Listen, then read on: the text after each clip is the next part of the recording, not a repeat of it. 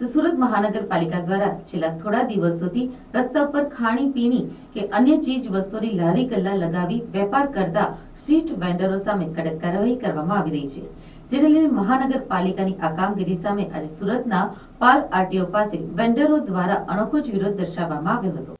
મહાનગરપાલિકાની આ કામગીરી સામે આજે સુરતના પાલ આરટીઓ પાસે વેન્ડર દ્વારા અનોખો જ વિરોધ દર્શાવવામાં આવ્યો હતો। મોટી સંખ્યામાં સ્ટ્રીટ વેન્ડરો એકત્ર થઈ જાહેર રોડ ઉપર ભીખ માંગી તંત્રની નીતિ સામે વિરોધ દર્શાવ્યો હતો। સુરત મહાનગરપાલિકા અંતર્ગત આવતા જાહેર માર્ગો અને વિસ્તારોમાં રોડ રસ્તા અને સાઇડ પર વેપાર કરતા સ્ટ્રીટ વેન્ડરો સામે ઝીરો દબાણ હેઠળ કડક કાર્યવાહી કરવામાં આવી રહી છે, જેને લઈ રસ્તાઓની સાઇડ પર વેપાર કરતા નાના વેપારીઓની હાલત કફોડી બની છે, જેને લઈ આજે પાલ આરટીઓ ફૂડ વેન્ડર અને છૂટક વેપારી દ્વારા પાલ આરટીઓ રોડ ખાતે મોટી સંખ્યામાં એકત્ર થઈને અનોખો જ વિરોધ કર્યો હતો। મોટી સંખ્યામાં જુદા જુદા વેન્ડરો એકત્ર થઈને જાહેર રોડ ઉપર એક સાથે કટોરા લઈને ભીખ માંગી પાલિકાની આ કામગીરી સામે વિરોધ દર્શાવ્યો હતો। રસ્તા પર નાસ્તાની લારી ચલાવનાર હેતલબેને જણાવ્યું હતું કે મહાનગરપાલિકાના અધિકારીઓ દ્વારા અમારી લારી બંધ કરી દેતા અમારી સ્થિતિ કફોડી બની ચૂકી છે। છેલ્લા 1 મહિનાથી વેપાર ધંધો બંધ થઈ ગયો છે। અમારું ઘર આ વેપાર ઉપર જ ચાલે છે, જેથી આજે રસ્તા પર અમારે ભીખ માંગવાનો વારો આવ્યો હોય તેવી સ્થિતિ પણ સર્જાઈ છે। અમે ઓછું ભણેલા છીએ, અમને આના સિવાય બીજું કંઈ જ આવડતું પણ નથી।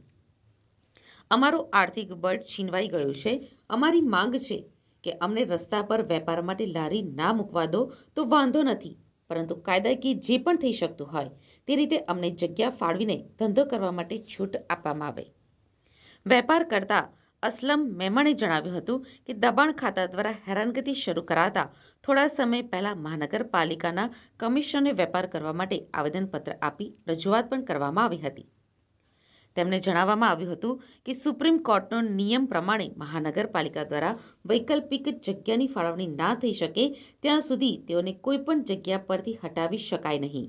તેમ છતાં રસ્તાનો ઝીરો દબાણનું બહાનું આપીને અમને વેપાર કરવા દેવામાં આવતો નથી અને હેરાનગતિ પણ કરવામાં આવે છે। જો રસ્તાનું ઝીરો દબાણ હોય તો મનપાત દ્વારા સૌ પ્રથમ વેન્ડરો માટે અલાયદી વ્યવસ્થાની જગ્યા ફાળવી આપવી જોઈએ।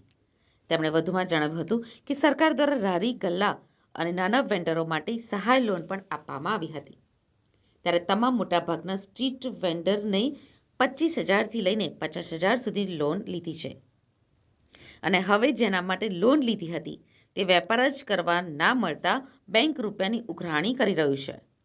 બેંકના હપ્તા ભરવા માટે પણ અમારા માટે રોજગાર રહ્યો નથી, જેને લઈ આજે આત્મનિર્ભર થવા માટે ભીખ માંગવા સિવાય અમારી પાસે કોઈ જ રસ્તો નથી અને ભીખ માંગીને પણ અમારે લોનના હપ્તા ચૂકવવા પડે તેવી સ્થિતિ ઊભી થઈ છે।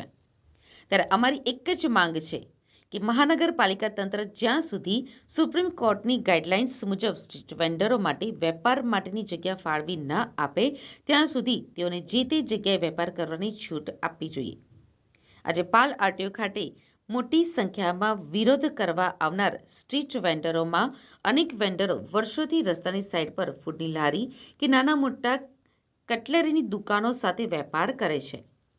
છેલ્લા 15થી 20 વર્ષથી તેઓ આ જ રીતે વેપાર કરીને પોતાનું અને પરિવારનું ગુજરાન ચલાવે છે, ત્યારે હવે એકાએક વર્ષોથી ચાલતો તેમનો વેપાર મહાનગરપાલિકાની ઝીરો દબાણ કાર્યવાહી હેઠળ બંધ થઈ જતા આંદોલનનો માર્ગ અપનાવી વિરોધ દર્શાવ્યો હતો। મારું નામ અસલમ મેમણ છે। અસલમભાઈ, અત્યારે કઈ જગ્યા પર કઈ રીતે વિરોધ થઈ રહ્યો છે અને આખી વાત શું છે?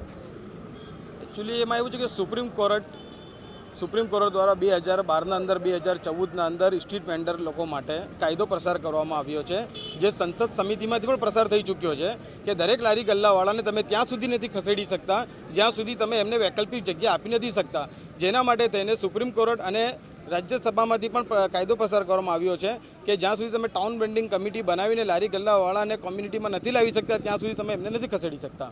અચ્છા, તો અત્યારે શું પરિસ્થિતિ શહેરની વાત કરીએ? અત્યારે જગ્યા પર આ બબાલ છે? એકચ્યુઅલી આખા શહેરની આવી હાલત કરીને રાખી દીધી છે। એકચ્યુઅલી કરવાનું શું હતું કે એમને દરેક લારી ગલ્લાવાળા માટે ટાઉન વેન્ડિંગ કમિટીની રચના કરીને એમને એના અંદર વેન્ડિંગ રજિસ્ટ્રેશન સર્ટિફિકેટ આપવાના હતા, જે એમણે આપ્યા પણ નથી ને જે આપ્યા છે એ ગલી ખૂચાના લોકોને આપ્યા છે, જે ખરેખર રોડ ઉપર છે એ લોકોને વેન્ડિંગ સર્ટિફિકેટ આપવાના હતા। અત્યારે કઈ જગ્યા પર છે, કઈ રીતનો વિરોધ? અત્યારે અમે પાલ આરટીઓ પાસે છીએ. અહીંયા ઓછામાં ઓછા 200 થી 300 જેટલા વેન્ડર છે ને અહીંયા સાથે અમારી સાથે પીપલોદવાળા વેન્ડર પણ સાથે જ આવ્યા છે. અચ્છા, તો આજે કઈ રીતનો વિરોધ કર્યો? આજે અમે લોકો ભીખ માંગીને વિરોધ કરી રહ્યા છે કે હવે તમે અમને ધંધો તો કરવા નથી આપવાના, એટલે હવે અમે ભિખારી બની જઈએ છીએ.